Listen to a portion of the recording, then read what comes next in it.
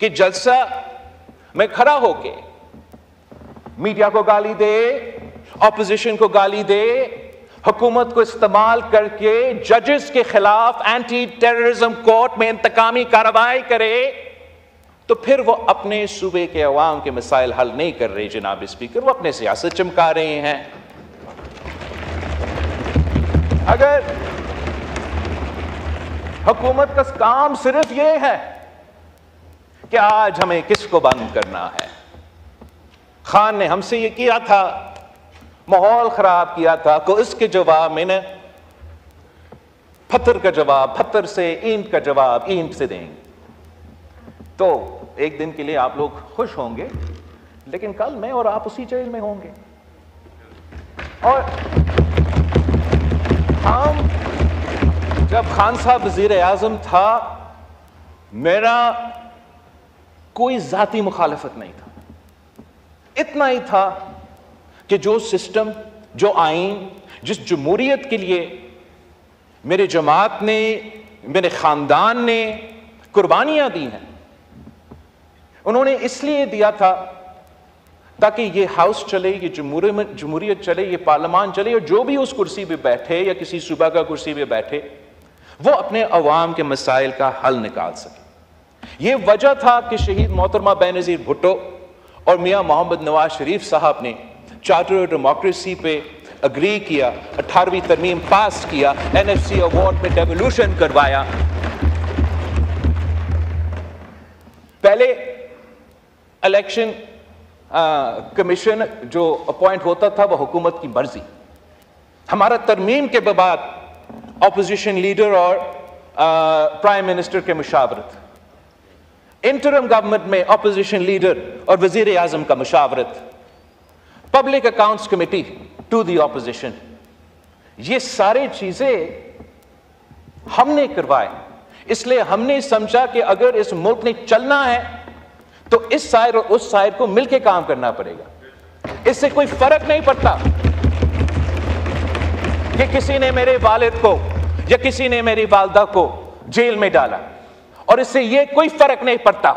کہ آپ کا سابق وزیر اعظم چند مہینے کے لیے جیل میں ہے۔ آپ لڑے ان کا کیس بیرسٹر صاحب، آپ جیل میں لڑے، آپ عوام کے میدان میں لڑے، یہاں آ کے عوام کا خدمت کرے، عوام کا کام کرے۔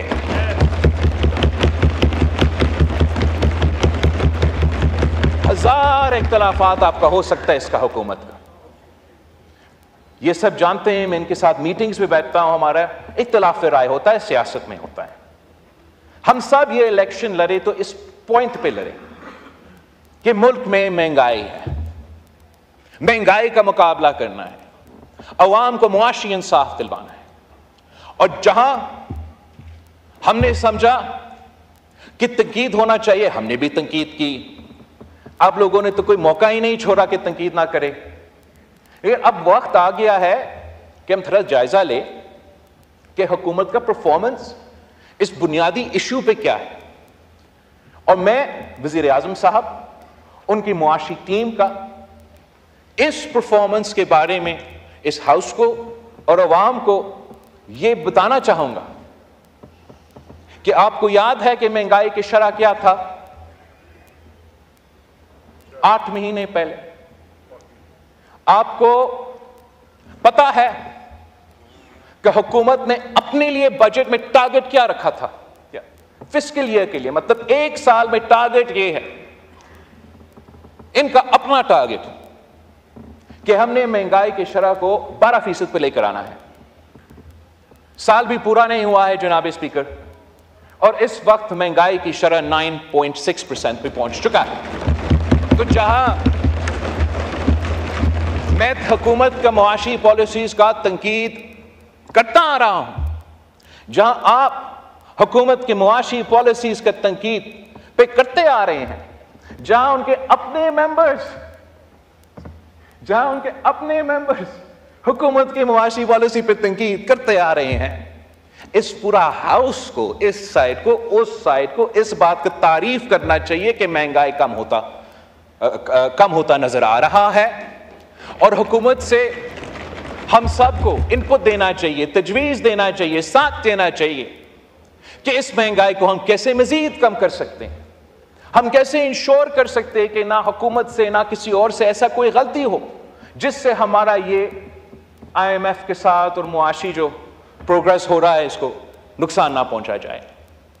جناب اسپیکر، جب آپ 2008 سے لے کے 2013 تک اس ہاؤس میں تھے، ہم نے مل کے کنسنسس کے ساتھ اپوزیشن کے ساتھ انگیج کر کے، ان لوگوں کے ساتھ انگیج کر کے جنہوں نے میرے والد کو 11 سال جیل میں قید رکھا، کسی سزا کی کوئی سزا نہیں تھا، کوئی کنوکشن نہیں، انہی سیاسی جماعتوں کے ساتھ انگیج کرنا پڑا، لیکن سب سے انگیج کیا، صرف ہمارے اتحادیوں سے نہیں. اور ایسا کنسنسس ڈاکیومنٹ لے کر آئے جس سے ہم نے صوبے کو مضبوط کیے، پارلیمان کو مضبوط کیا، عدالت کو مضبوط کیا. اور اس کنسنسس کی وجہ سے ملک کے عوام کو فائدہ ہو رہا تھا. اس کنسنسس کے خلاف ایک مخصوص لابی موجود ہے جناب اسپیکر اس ملک کے، آپ کو بھی پتہ ہے، ہم سب کو پتہ ہے. وہ کبھی نہیں چاہیں گے کہ یہ کنسنسس جاری رہے. اور جب سے وہ چارٹر آف ڈیموکریسی کا پہ سائن ہوا، اس کا اگلا دن اس چارٹر آف ڈیموکریسی کو انڈرمائن کرنے کے لیے، اس کنسنسس کو اڑانے کے لیے، غیر جمہوری قوتوں کو مزید سپیس دلوانے کے لیے سازشیں شروع ہو گئی جناب اسپیکر. ایک سازش اس صورت میں افتخار چودھری کی صورت میں، دوسری کسی ایک سیاسی جماعت کو خاص طور پہ انٹیلیجنس اداروں کے افسران نے سپورٹ کر کے، بلڈ کر کے ہمارا سیاسی نظام کو اس پوائنٹ پہ پہنچایا ہے جناب اسپیکر کہ جب پہلے ہمارے سیاسی اختلافات ہوتے تھے مگر ہم آپس میں قومی مفاد کے ایشوز میں، عوام کے مفاد کے ایشوز میں، آئین، جمہوریت، پارلیمان کی بالادستی، انصاف دلوانے کے ایشوز پہ ہم آپس میں بات کرتے تھے. اب تو ہم ہاتھ ملانے کے لیے تیار نہیں ہوتا. اب ایسے اگر چلنا ہے چلتے رہیں گے. مگر افسوس ان بچوں کے جن کے مستقبل ہمارے ہاتھ میں ہے اور ہم ان کی قسمت کے ساتھ کھیل رہے ہیں. جناب اسپیکر، میں حکومت وقت سے بھی نہیں جناب اسپیکر، میں آپ سے ریکویسٹ کرتا ہوں کہ اس ہاؤس کو پہلے فنکشنل کرے، پھر ہم اس ملک کو فنکشنل کر سکیں.